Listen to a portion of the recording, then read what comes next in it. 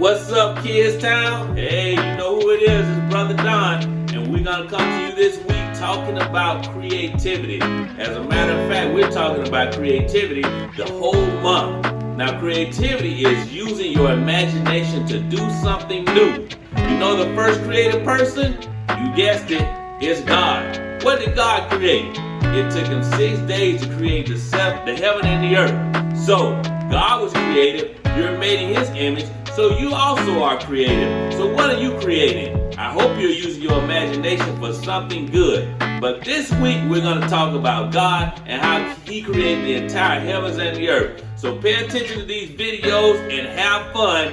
And remember, we love you and be creative.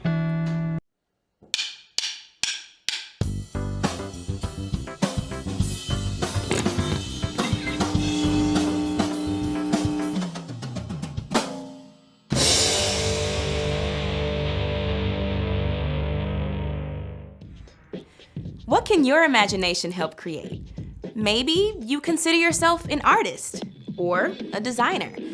Perhaps you like to create edible masterpieces or funky machines or even a piece of music. Those are all amazing ways to use your imagination. But maybe you don't feel like you're creative.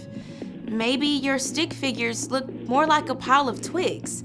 And when you try to play an instrument, the dog goes into hiding. Truth is, we are all made in God's image to reflect a little bit of who God is. That means that no matter how you feel, you are creative. Maybe your imagination works in a different way. You might create an epic birthday party for your sister, or a truce between two friends who are fighting. Maybe you even create a plan, bringing people together to pack lunches for kids who need them during the summer. There are so many ways to be creative. When you use your imagination to do something new, others can see God at work in you. Just dig in deep and shine like a star. That's why creativity is an amazing way to worship God with your life. Because worship is about more than just singing loud. It's all about living loud. Don't gotta look too far, just dig in deep and shine like a star. Let's show the world who we can be by using our creativity. Come on. Sometimes it's easy to feel like I've given all I got. Is there anything more? I get down, get stuck, boxed in, locked up. I gotta get moving, gotta get moving. And all I see right in front of me are endless possibilities. Birds flying high and the planets in the sky. So creative, so innovative. How the river flows and how the grass grows. So creative, so innovative.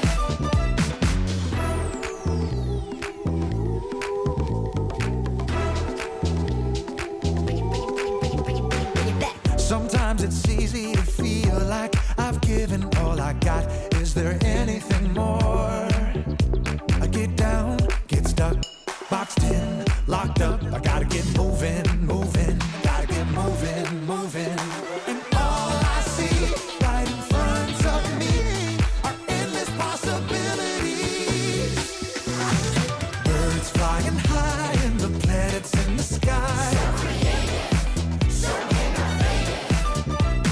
How the river flows and how the grass grows. So creative, so innovative.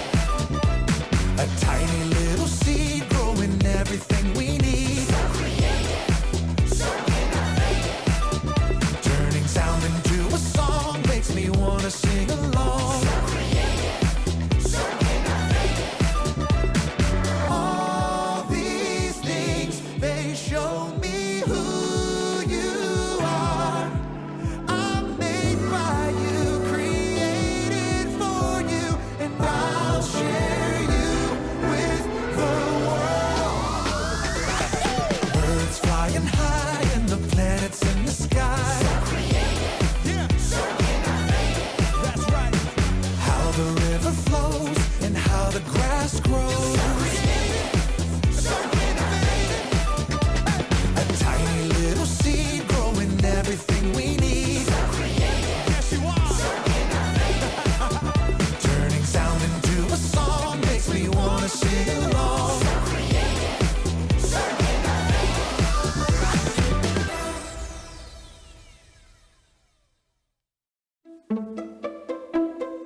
Welcome to Story Lab. This week, we're talking about creativity. We'll be taking a look at the story of how everything began.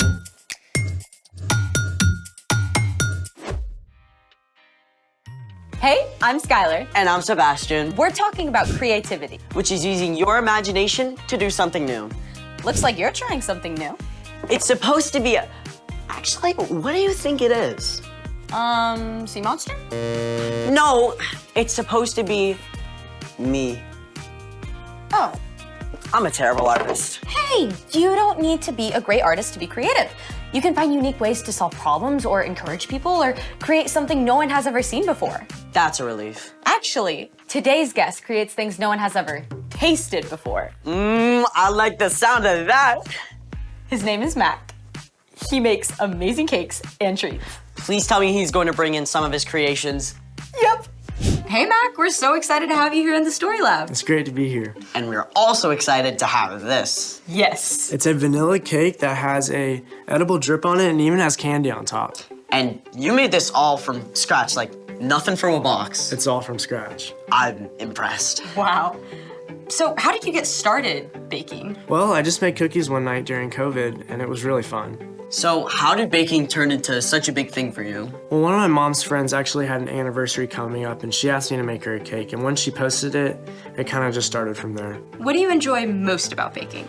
I really enjoy decorating and bringing smiles on people's faces, especially during COVID.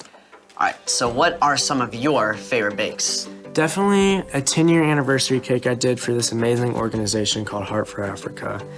Basically, they asked me to make this huge 3-tiered cake. It had so much candy and even had donuts on it, but it was so much fun.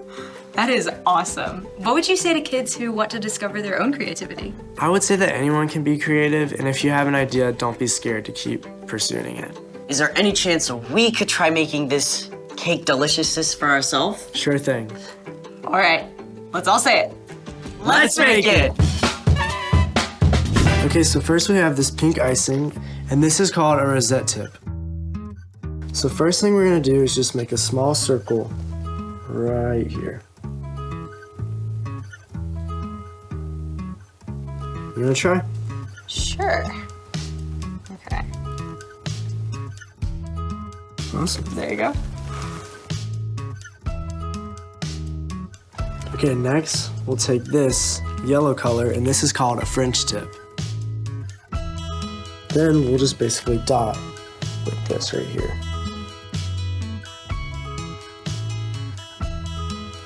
There you go. And there we go. Look at that. Awesome. Next, we have this orange color, and it's just a circle tip. And then we'll basically just use this to fill in any spots that that still have cake.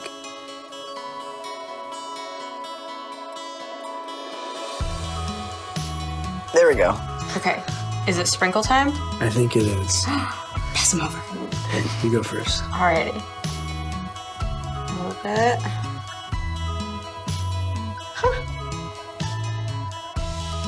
I gotta add some style to it. Absolutely. Well, awesome. Well, Mac, it's been amazing having you in the Story Lab. Thank you for teaching us how to decorate cakes. It's been so much fun.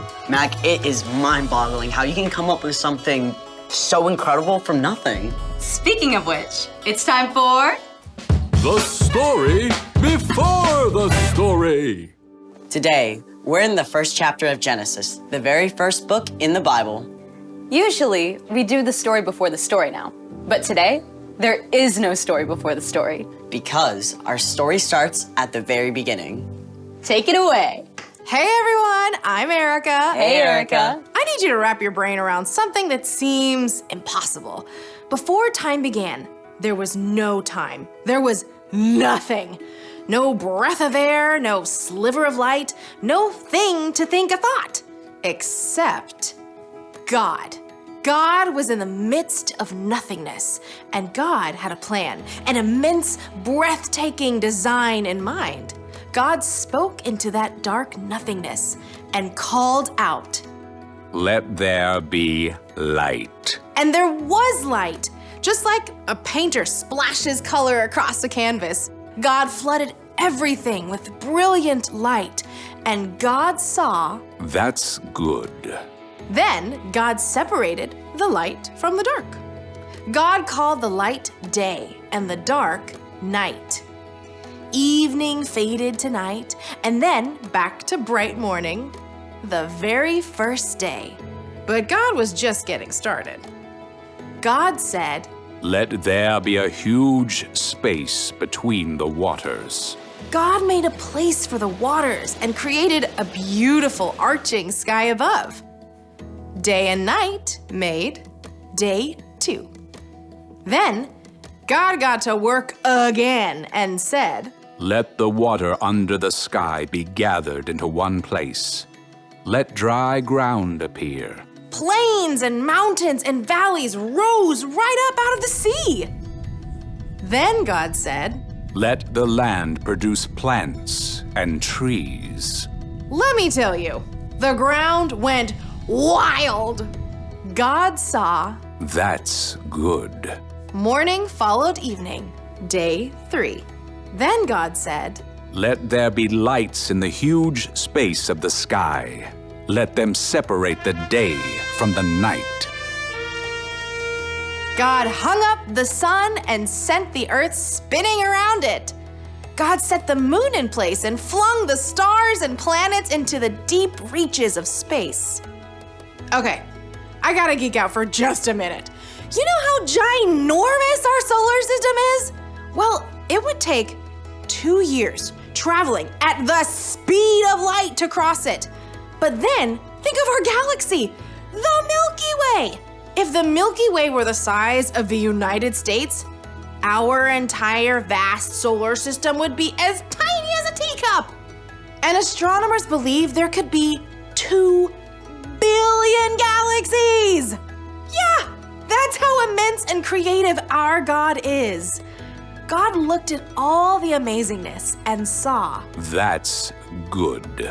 Evening and morning made day 4. Now God was really on a roll. On day 5, God said, Let the seas be filled with living things. Let birds fly above the earth across the huge space of the sky. And on day 6, God said, Let the land produce every kind of living creature. And God stepped back and saw. That is good. But day 6 wasn't finished yet. In all this incredible world God had made, there was nothing quite like God. So God said, Let us make human beings so that they are like us. Let them rule over the fish and the birds and all the creatures. God made people to reflect a little bit of who God is to the world. God's compassion and joy and creativity. God said, Have children, so there will be many of you. I am giving you every plant for food. Then God took a look at the whole creation and saw. It is very good. That was day 5 and day 6. And on day 7, God rested from all that amazing, brilliant, creative work. The end. I cannot get past the whole 2 billion galaxies thing. God is so much bigger and so much more creative than we can ever imagine. That's so true. And even though we're such a tiny speck in the big picture, God knows and cares deeply for every single one of us. I mean, He had a big creative plan from the very beginning to one day send Jesus to rescue us. So, What's our part in the story? Well, God made you. And what's more, you're created to reflect a little piece of who God is to the world around you. God is endlessly creative, which means that whether or not you feel like it, you are creative. maybe you can paint or draw or make up songs. But maybe your creativity is a little different, like figuring out unique ways to encourage your friends. Or solving complicated problems. Or making peace between people who disagree. Creativity can look like so many different things. If you aren't sure how God wired you to be creative, ask God to show you. And ask your friends and family too. Yeah, they may see something that you don't. I think you got it. Guess what? I'll see you next time. Bye, Erica. So here's the thing. God created you so you can be creative. I'm extremely glad that God made Mac to be creative. I know, right? Thanks for joining us in the Story Lab. See you next time. Oh, good. I know. Cheers.